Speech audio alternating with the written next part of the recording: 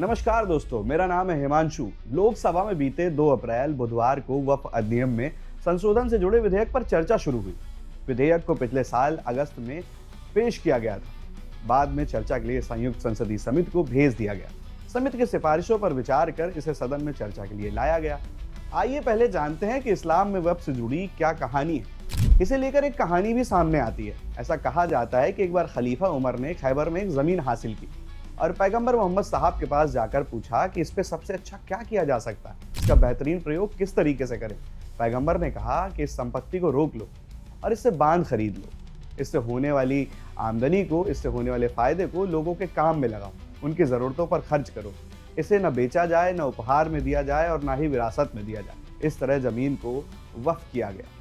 पैगंबर मोहम्मद साहब के समय भी ऐसी एक घटना और सामने आती है, जब 600 खजूर के पेड़ों को एक बाग को वक्फ किया गया था और इससे होने वाली आमदनी से मदीना में गरीब लोगों की मदद की जाती थी। ये वक्फ के सबसे पहले उदाहरणों में से एक है। इस तरह इजिप्ट की राजधानी काहिरा में एक बहुत पुरानी अल अजहर यूनिवर्सिटी है, जिसे अरबी संस्कृति भाषा की पढ़ाई के लिए सबसे बेहतरीन माना जाता है। 10वीं सदी में बनी ये यूनिवर्सिटी भी एक वक्फ है। अब सवाल उठता है कि भारत में वक्फ की शुरुआत कब हुई। भारत में वक्फ की जड़ें इस्लामिक परंपरा से जुड़ी हैं।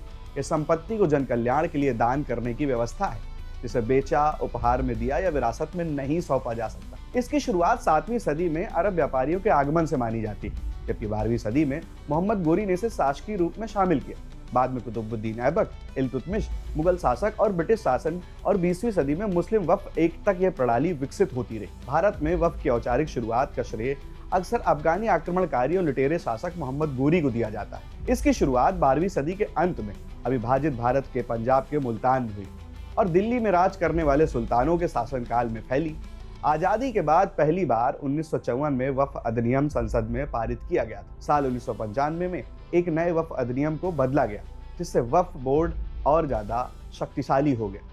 ताकत बढ़ने के साथ अतिक्रमण और वक्फ संपत्तियों के अवैध पट्टे और बिक्री की शिकायतें बढ़ गई। यह भी कहते हैं कि भारतीय रेलवे और भारतीय सेना के बाद वक्फ बोर्ड भारत में तीसरा सबसे बड़ा जमींदार है, यानी सबसे ज्यादा जमीनें वक्फ बोर्ड के पास। अब सवाल ये उठता है कि क्या है वक्फ संशोधन विधेयक 2024, जिसके लिए पूरी तरह शोर मचा हुआ है राजनीतिक गलियारों से लेकर देश के कोने कोने में। 1995 का अधिनियम वक्फ अधिनियम 1995 था, जबकि 2024 के संशोधन में इसे एकीकृत वक्फ प्रबंधन, सशक्तिकरण, दक्षता और विकास अधिनियम 1995 कर दिया गया। अब वक्फ सिर्फ औपचारिक घोषणा या दस्तावेज से ही बनेगा और दानकर्ता को कम से कम 5 साल के लिए प्रैक्टिसिंग मुस्लिम होना होगा।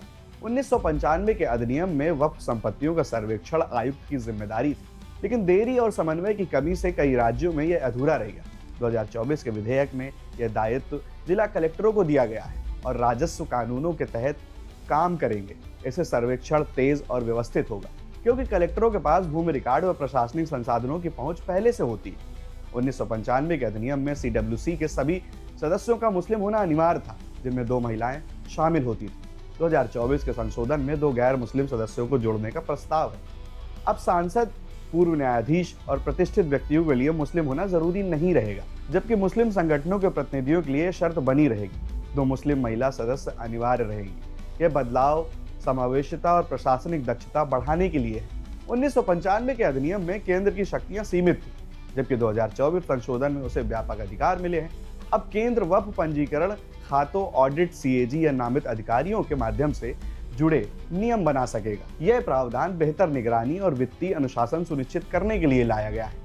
आइए जानते हैं कि गैर मुस्लिम संपत्तियों पर वक्फ के कुछ दावे और उनसे जुड़े विवाद जो अक्सर हम सोशल मीडिया पर देखते हैं। सबसे पहले तमिलनाडु की बात करते हैं। तमिलनाडु में एक किसान वक्फ के दावों के चलते अपनी जमीन नहीं बेच सका, जिसकी बेटी की शादी के लिए लोन चुकाने में परेशानी हुई। अब बिहार की बात करें। अगस्त 2024 में गोविंदपुर गांव पर बिहार सुन्नी वक्फ बोर्ड के दावे से 7 परिवार प्रभावित मामला हाईकोर्ट में विचाराधीन है। केरल की बात करें तो सितंबर 2024 में एक जिले में 600 ईसाई परिवारों ने पुश्तैनी जमीन पर वक्फ दावे का विरोध कर संयुक्त संसदीय समिति में अपील की। बात करें उत्तर प्रदेश, पंजाब, यूपी वक्फ बोर्ड पर भ्रष्टाचार के आरोप।